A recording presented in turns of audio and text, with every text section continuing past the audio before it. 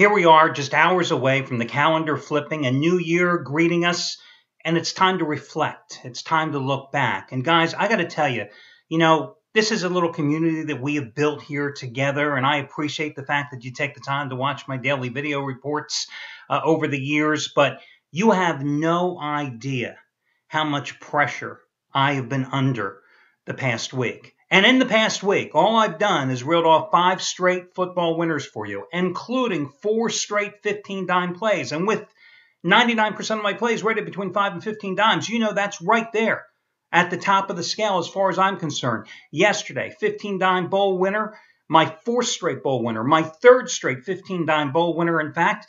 Navy getting the job done easily over Middle Tennessee State. That was preceded by the Saints' blowout win at home against Tampa Bay on Sunday in the NFL, of course. Saturday gave you Louisville easily over Miami of Florida, another 15-dime bowl winner. Friday night, it was a 15-dime bowl winner on Washington over BYU. And, of course, this bowl run began last Tuesday with a 5-dime play with Oregon State in a rout. So, going for football winner number 6 in a row today. But again, the pressure to deliver at this time of year when I've been in a reflective mood, because, guys, I can't tell you how upset I have been after my man, the myth, the legend, Justin Bieber, announced his retirement last week. I mean, it rocked my world. Yes, I am still a believer, but Justin, how can we go on without Justin?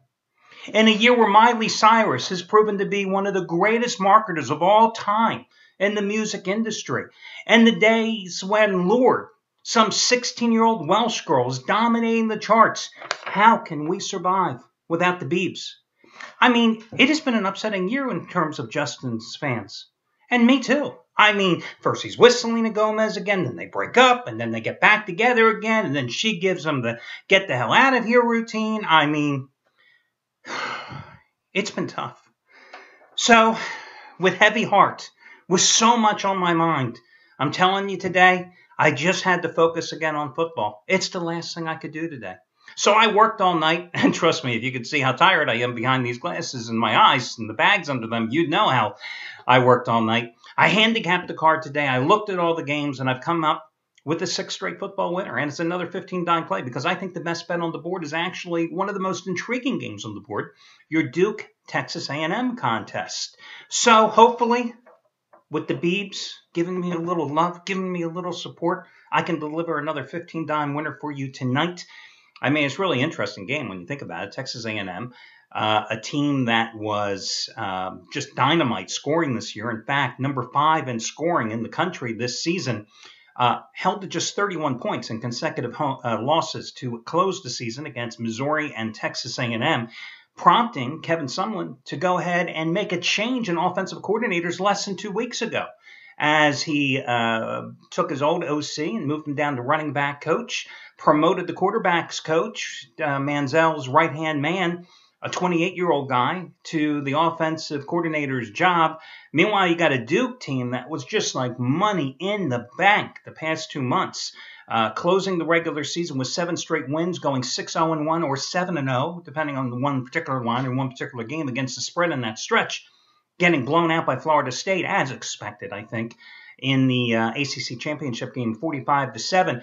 A Duke team that is 5-1 against the spread as a dog this year, and also, or 5-1 in its last 6 as a dog, catching, well, now it's 12.5, 13 points in some places. So I think the game has a lot of interesting subplots. I think, in all seriousness, it's the best game on the board. I'm going to give you 2 free selections. I'm going to break down a couple of the early games here for you in just a moment, as I'm going to take a look at the total in the game between UCLA and Virginia Tech, and the side in the Boston College Arizona contest. And of course, I'm on a 35-16 run with complimentary football releases here over the past couple of months. Well, as I do just about every single video report, guys, I have to start talking about Shawn Michaels, because we got to fire his ass. The guy had the audacity to lose yesterday. Seriously? He lost a 100-dime play yesterday. I don't care that he had won 20 out of 26 100-dime max wager plays over the past 2 months. I don't care about that. The guy lost yesterday. We should just fire his ass because the fact is he has still only made $10 bettors a little over $25,000 in the past 7 months. I mean, who the hell does Sean think he is? Well, I can tell you one thing. I'm going to hear about this in a minute. The minute this video goes live, there's two guys I can always count on immediately texting me if I say something about them or calling me. It's Shawn Michaels and Anthony Red. But I know well, it would be a third, Scott Delaney, but we don't really care about him because, you know, me and Scott, we're tight, just like me and the Beebs. Anyway, hey, Sean did lose a play yesterday. It does happen occasionally after giving you 100-time winners on Louisville over Miami of Florida, Washington over BYU, and Indianapolis on Sunday in the NFL. Still 12-3 with 100-time college football side selections. Doesn't have college football play today. As you know, he's not an everyday handicapper. He only plays games when he's personally involved with them, so we'll have to see what he does here to kick off the new year tomorrow. A guy that does have a big play today, and it goes early, is handicapper Chris Jordan. You know, a 1,000-star play is usually his top-rated release today. 1,000-star winner number 6 in a row. His College Bowl Game of the Year, part number 2. It's Mississippi State and Rice. I have no clue, by the way, who wins this game. I didn't even handicap this game, to be honest with you. 4 o'clock Eastern Time kickoff. Just as strong as his 1,000-star bowl winner in the Military Bowl, Marshall, laying 2.5 by 11 over Maryland last Friday. And he's on a 25-14 run with 1,000-star plays over the past couple of years in all sports combined. Number 6 in a row going today. Listen, guys, you want to save $23 off a single purchase today? It doesn't have to be my play. It can be Scott's plays, Chris's plays, whatever. Use coupon code 23OFF, 23OFF, 230. See, again, I blame it on the Beebs. I can't even get the promo codes right. And I create the promo codes. It's 23OFF, 230FF. Also, check out Scott Delaney's Bowl Total of the Year. He's on that Rice, Mississippi State game. I don't know what the fascination is with that particular game or those particular teams, but God bless them. If they win them, all the power to him. Listen, you just got his NFL Total of the Year winner with Seattle and St. Louis under on Sunday for just $19.95. Yesterday, you got his 60-dime winner on Texas Oregon under his Bowl Total of the Year part number 1 for $14.95. Today, Bowl Total of the Year part number 2, Rice and Mississippi State. Once again, just like yesterday, save $75 off the purchase price by using coupon code SCOTT75, SCOTT75. FYI, Scott has made $10 bettors, a little over $6,600 over the past 7.5 weeks. Also, Brad Wilton, $10 bettors, up, $7,200 since July. I mean, he had an interesting weekend. You know, he hit his 100-dime college football winner number 4 out of 5 on Saturday. 150-dime winner number 4 out of 5 in college football on Saturday. Came out with another 150-dime play on Sunday in the NFL. The Chicago Bears, you know how the hell that game ended, right? With the Packers. But he bounced right back yesterday with a 50-dime winner on Ole Miss, easily getting the cover against Georgia Tech. And today, he's got 60-dime winner number 40 out of 59. His Sun Bowl total on Virginia Tech and UCLA. And you can save $80 on the purchase price of this play. If I give you the right coupon code, of course, that would be important. That is going to be Wilton80, W-I-L-T-O-N, his last name, and the number 80. You've gotten 42 of Brad's 60-dime releases, and he's had 59 of them over the past 6 months. You've gotten 42 of them at discounted prices. And again, he's going for 60-dime winner number 40 out of 59 today. So you know the success rate he has had with them. Just a great run with these total plays especially. So Brad's got that one. You can save $80 using coupon code Wilton80, Wilton80. As for anybody else here at the site, Craig Davis, biggest bowl release of the season. And winning day number 22 out of 31 and 9 out of 12. He's cleared for $10 bettors, a little over $5,100 over the past month. It's a 60-dime Sun Bowl lock on Virginia Tech and UCLA going for Brad Wilton. Okay, guys, let's talk about a couple of the College Bowl games here today. Let me do them in reverse chronological order. First game is going to be the contest between UCLA and Virginia Tech in the Sun Bowl. I'm looking at this game, and let me just get you an updated price on the, well, if I could get my darn screen to come up here in my browser, I would get you the updated price on what the total is in that contest. Excuse me, guys. You got to love live video reports because I'm not going to start this damn thing over again. I just don't think I can go through the emotional upheaval of talking about the Beebs once more. Let's see. The total in this contest, yeah, it's 40. Well, actually, I'll tell you what. It's down to 46.5 to 47 in most places. But I think you have to go with the under in this particular contest. Listen, Virginia Tech comes into this game with another great defensive unit. No great surprise because Bud Foster, the defensive coordinator, has been turning out outstanding stop units in Blacksburg for a couple of hundred years, okay? They're only giving up about 17 points a game. But the problem is that Virginia Tech's offense is almost non-existent. They don't have any ground game. Their offensive line is shaky at best. Their quarterback, Logan Thomas, has all the physical tools, but he's such an erratic quarterback, only completing 57.3% of his passes this year. Yes, 16 touchdown passes. Good, bad, 13 interceptions. Sacked 29 times as well. He's thrown 29 interceptions the past 2 years, 7 in his last 5 games, okay? Now, you got a UCLA team that can certainly put points on the board. And I got to say that I was impressed with the way the Bruins rebounded after losing a chance to play for the Pac-12 championship game when they got dropped by Arizona State. They did manage to rebound from that 38-33 loss with a 35-14 win at USC to close the season. But I think, again, even though UCLA has a lot of firepower with Brett Hundley at quarterback, the redshirt sophomore might be playing his last game, in fact, today for the Bruins, should he turn pro. And, I mean, he's had a great year.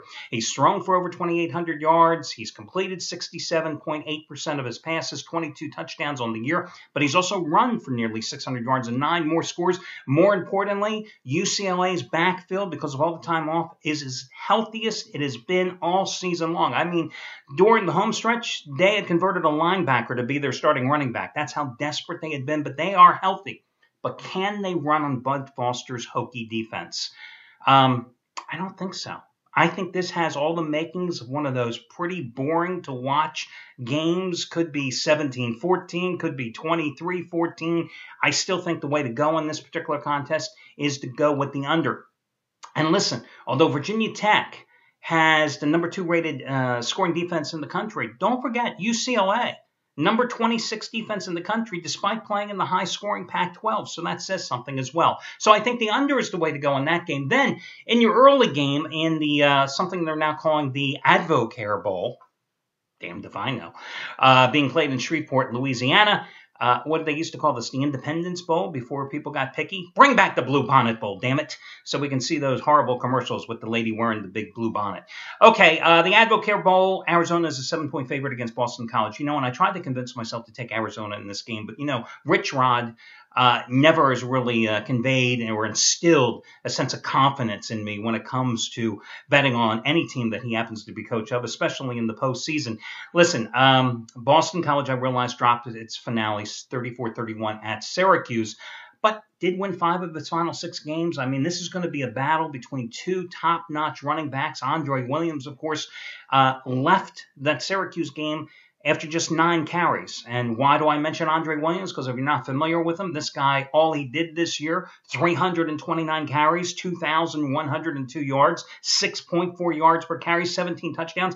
I mean, sometimes what Boston College does, they don't even, make a disguise of it. They will play a couple guys off the line, so they basically have 7 blockers and just say, hey, Williams is getting the ball. Get ready. See if you can stop him.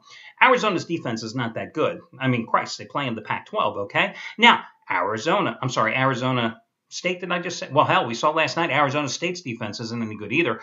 Arizona's defense is not that good.